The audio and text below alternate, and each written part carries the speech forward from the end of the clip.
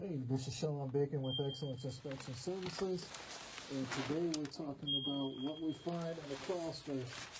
So as you can see, on this Thanksgiving Eve, I am in a crawl space in a house in Oak Lawn, and as I'm going through the inspection, and that's why it's extremely important to go into crawl spaces.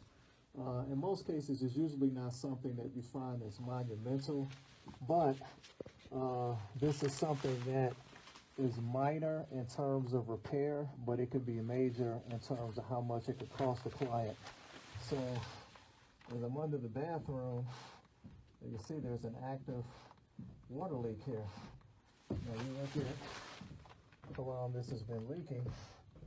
Now the thing is that the water was just turned on today by the village, so it has been leaking for a while. But can you imagine if someone was living here and how long this would be leaking and how high the water bill would be? So that's why it's extremely important for inspectors, if we can, to always go into the crawl space. You'd be surprised what you can find that can save the client some money.